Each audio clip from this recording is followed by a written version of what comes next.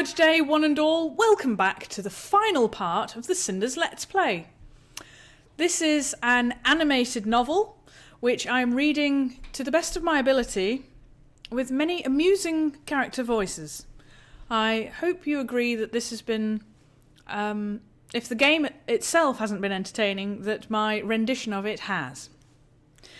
Anyway, we ended the last episode with a choice of what Cinders could say in reply to her manky stepsister.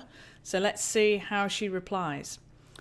Sophia, she's been tasked with making dinner for the household, and Cinders probably has to help her out. And Gloria's slightly off character for some reason that we don't know yet. But Sophia was relishing the fact that Gloria wasn't coming back with any biting remarks and was a bit mean. So, let's find out. Why were you so cruel to Gloria? Why? Don't you hate her too? Well, maybe, but you're her sister. Aren't you supposed to support each other? Oh, if only Gloria believed that. No, there's certainly no support here, and it's mostly her fault.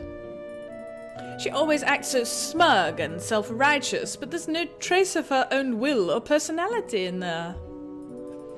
She's just trying to copy Mother, even though it's impossible. And of course she takes out all her frustration on me. She probably thinks Mother will recognize her more if she keeps degrading me. I have no reason to be kind to her. I understand, but don't you wish that would change? Living under Carmoza is hard enough already. Wouldn't it be better to band together instead of fight each other? Maybe, but why does it matter? Why am I even discussing this with you? I must be getting desperate. Of course, I want to be on better terms with Gloria, but she drew the line a long time ago. I may not be as clever or as beautiful as Mother or Gloria, but I'm not naive. People don't just change. They'll remain cruel as long as it benefits them. That's such a sad outlook on life.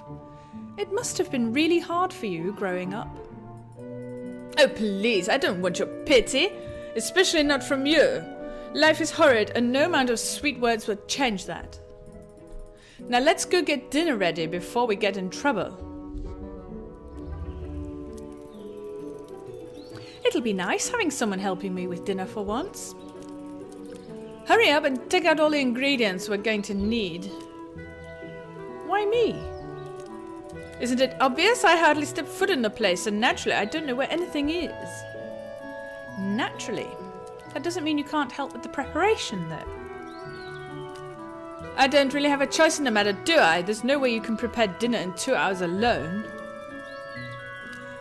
I'll be in just as much trouble as you if it's not done. Mother isn't forgiving towards anyone. I figured that much out myself. Now, here are all the ingredients. Yuck, the stench is unbelievable. Are they rotting or something? No, this is just how vegetables smell. They do grow in the soil, you know. Sure, but I can't believe you actually live with this odor. I bet sometimes you must feel like a rather large garage yourself. Or beetroot, maybe. That's very funny, Sophia. Besides, it wasn't exactly my own choice to move in here. I used to have a proper bedroom before Gloria took it. Of course, how could I forget? Still, you should be grateful. They say that harsh conditions help to build character. You're bound to become a diamond here, while poor Gloria softens with every passing hour. Can't you give me a break, just for once? If that's how it's going to look, I prefer to risk Carmoza's anger and prepare the dinner alone. Oh fine, don't be so uptight, sis. One Gloria in this house is one too many. So, what was it like before we moved in with you anyway? Okay, we're trying to have a bonding session here, aren't we? So let's try and keep this civil. Do you really want to know? Of course, we've got to talk about something or else it will be awfully dull in here. You can't just admit that you're actually interested in my life. Well, if you must know, the moment we started talking, I decided it's better to imagine you're a character from some bad romance novel. It's much less personal like that. You're such a darling sometimes. I know, right? I may not be the worst or best in the family, but you can't accuse me of lacking creativity. But let's get back to that book you're in. Well, life was different when Father was still alive. More carefree. Although I suppose that's how childhood is. Father had a way with kids. I think he was rather a big child himself, always dreaming. I loved it back then. I see, and how do you feel about it now?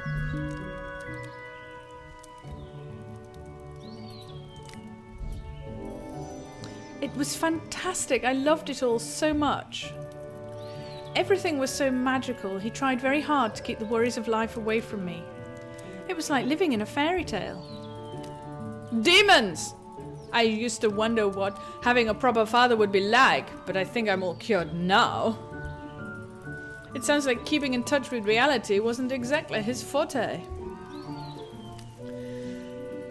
That may be, but I was just a kid with a happy childhood. There are some dreams you just don't want to wake up from. What about your mother? Do you remember her? Unfortunately, she passed away giving birth to me. I still feel guilty about it, even though I know it doesn't make any sense. Father told me a lot about her, but I don't really know if that's how she was, or just an idealised image. Either way, I know that her death had a huge impact on him. I think he was very lonely.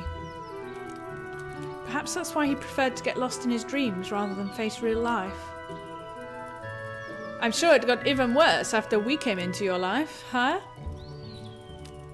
Oh, this onion is making my eyes wet! Give that to me, I'll chop it. If you rinse the knife first, it shouldn't sting that much. As for you, I'd say my life was definitely different after you came in. Just be honest, I know your life has been miserable ever since your father married our lovely mother. Trust me, it's not like Gloria and I wanted this either, and yet here we are, one big, happy family. You can be awfully cynical at times. Oh, you noticed. Fine. Yes, my life got worse when you showed up. I'm a servant. No, a slave. In my own house. Not like you'd understand. Yes, what could I possibly know about it? Stupid onion. It sounds to me like it's your turn to talk about your life.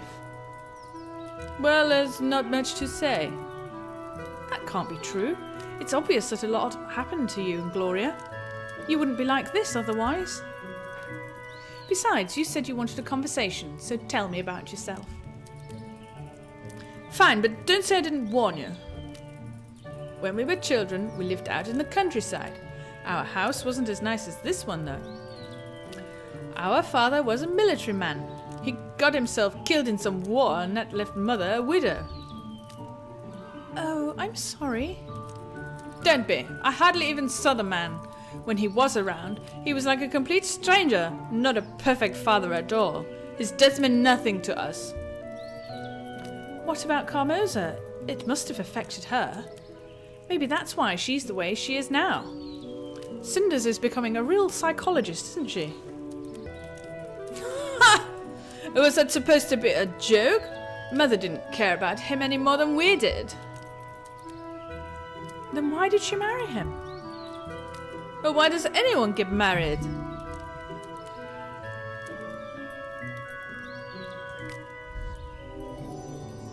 How about that weird thing they call love? Or is that too obvious? The only thing that's obvious is how naive you are. Can you show me any actual loving marriages you've seen? I may be stupid, but I'm not dense enough to think that love is the driving force behind a marriage. Love is a luxury. Maybe a rich family like yours can afford it, but for the rest of us it's a business transaction. Carmoza comes from a poor family. They had a title of nobility, but they lost most of their riches and splendor. The only way for her to advance up the social ladder was to marry, and she was ambitious. She married an officer who was relatively rich and had a lot of accolades. She probably planned ahead even there. For all I know, she chose a man who would probably die in battle so that she could marry even higher later. How can you say that? That's such a cruel assumption. Cruel? It's not like she killed him. He would have died anyway. She just wanted something more out of life. It's still a cold thing to do. Cold? Sure it's cold. It's business. I don't see what's wrong with it. Mother's not stupid. She did what she had to.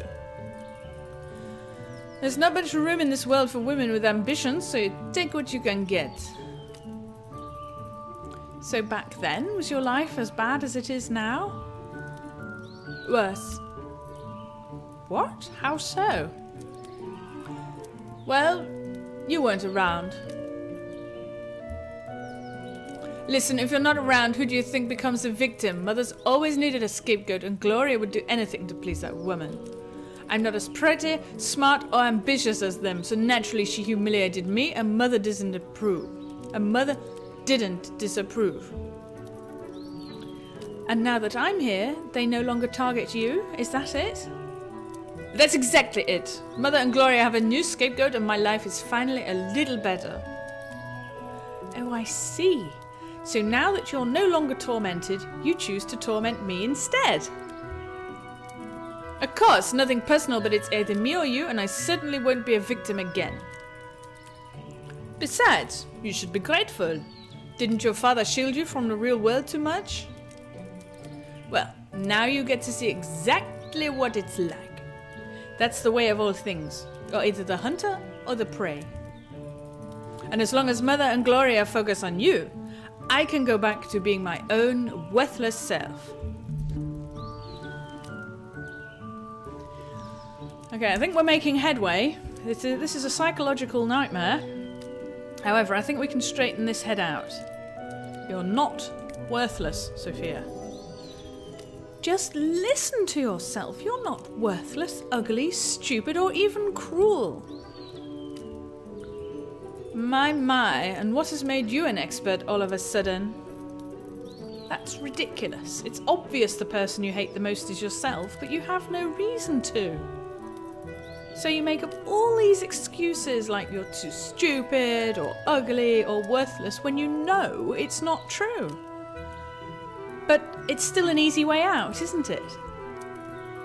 You prefer to convince yourself you're nothing so that nobody will expect anything more from you. You don't have to change or do anything if you're worthless after all. And you sound like you're trying to convince yourself that you're all-knowing. You're not worthless, Sophia. You know that. It's almost endearing how hard you try to see good in other people, but you're just being naive. It's not naive at all. I was paying attention when you were talking, and I learned something important. You think you're worthless because you can't measure up to Carmoza or Gloria, but it's the opposite. Carmoza is a woman of strong influence. It's easy to get drawn in and conform to what she wants. The fact that you've resisted means that you're stronger than Gloria. It means you're stronger than Carmoza. Gosh! We're learning a lot of psychology lessons here. Do you think that Sophia can be turned and join Cinders' cause? Let's see. I'm sorry you had to suffer for it, but that makes you even more admirable. Speechless. We're having an impact. You really had it rough, and I know that left a mark on you, but it doesn't make you worthless. You know, I don't need your pity. Trust me, that's the last thing on my mind. You've still been absolutely horrid to me. But now that I know what happened to you, well, I just wish that you knew better. I've had enough of this. I've done enough work. You can handle the rest of the dinner, can't you? Well, you don't really have a choice. I'm leaving. Fine. Have it your way. For a girl who wastes her life away in the kitchen dreaming of better days, you sure can be self-righteous. And for a girl so cynical and angry with the world, you sure look a lot like a self-made victim. Oh, I hope the SJWs are watching this. Then I suppose that entire conversation between us was pointless. Good luck with the dinner. What is wrong with her?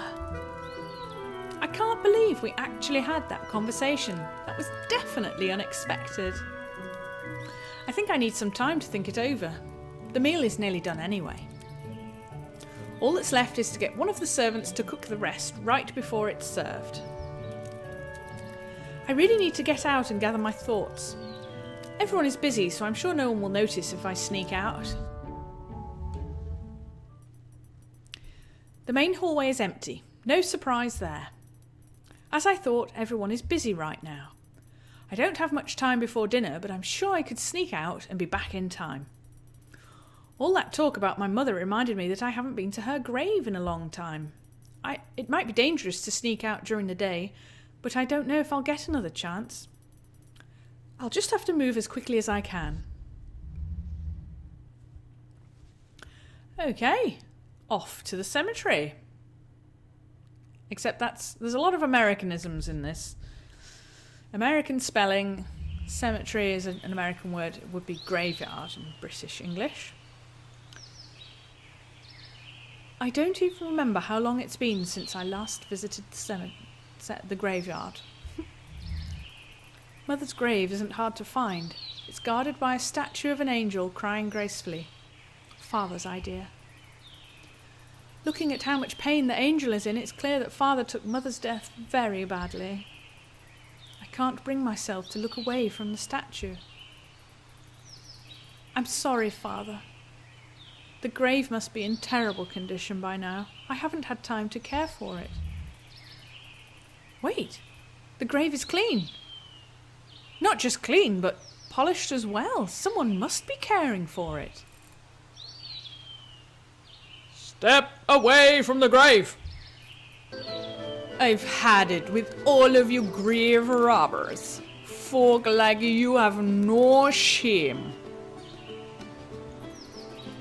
What are you talking about? I'm not a grave robber. Of course you aren't, and I'm the... Hold on, I know you. You're Kamoza's stepdaughter. I am. I suppose you know Kamoza? No Kamoza, of course not, but I sure know you.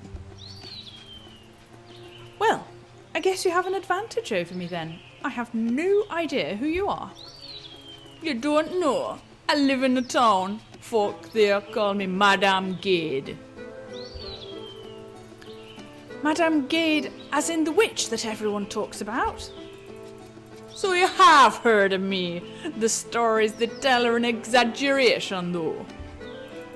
Those half-wits label anything they don't understand as dangerous. Even more so, seeing as I'm a woman who's smarter than they are. I suppose it frightens them. Madame Gade. Although it doesn't stop them from running to me anytime they have a problem they can't fix. Personally, I prefer the term wise woman. It's a lot more appropriate, I think.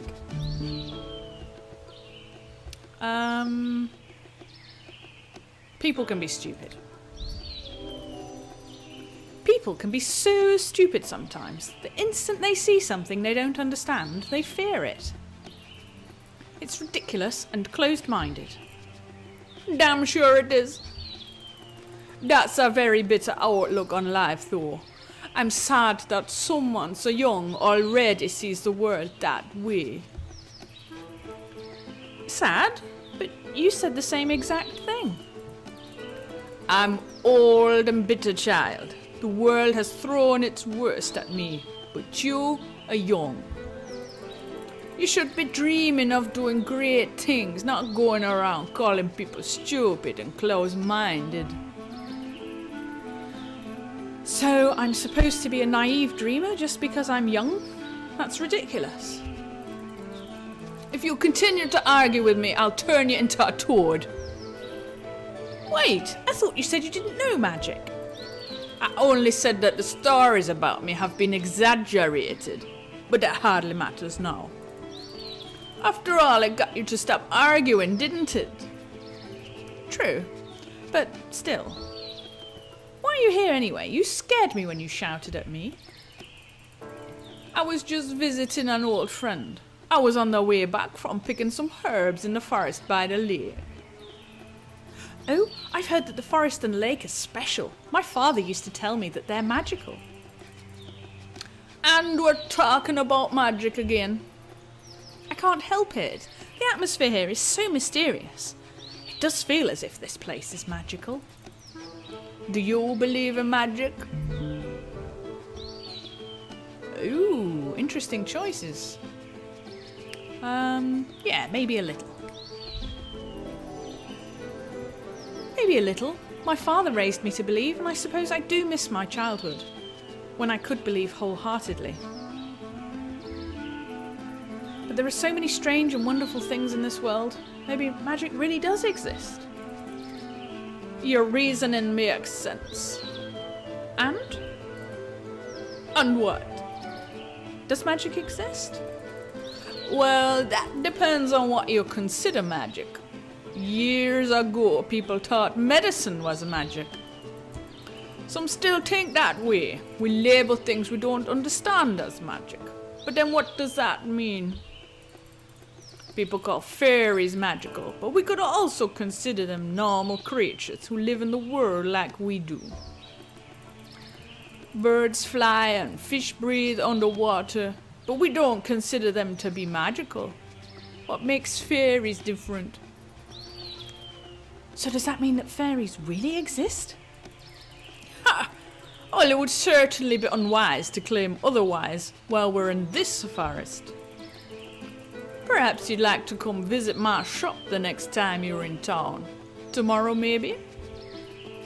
Maybe. Is there any reason you're inviting me? Do I need a reason? Perhaps it's merely that I like you. Or we could talk about your mother. Wait, you knew my mother? Of course I did. Who do you think has been tending to her grave all this time? It surely wasn't you. So you were friends with my mother? There, your questions can wait for tomorrow. I'm tired and I need to return home. Shouldn't you hurry home as well? You'll be in deep trouble if Carmoza discovers you're gone. How did you know that I snuck out? Who knows? Maybe I saw it in my crystal ball. Or maybe it's just that I know Carmoza wouldn't let you wander around the woods on your own. I really want to see you tomorrow, but it won't be easy. Carmoza usually keeps a watchful eye on me. Well then, you'll just have to think of something, won't you? You won't get anything out of life if you don't take a few risks. I guess so. I'll try to come tomorrow. Excellent! I'll see you then. Take care of yourself. That was certainly an unexpected meeting, but what a character! I definitely want to speak with her again. For now, I'd better just concentrate on getting home. Magic or not, the witch was right about one thing. If Carmoza finds out I snuck out, I'll be in deep trouble. Golly gosh. Well, what a fantastic cornucopia of characters in this beautiful game. I hope that I entertained you with my voice acting, and I hope that you found the game interesting. And I think this is a nice way to round off Adventure July. So for now, I shall bid you a fond farewell and a tally-ho!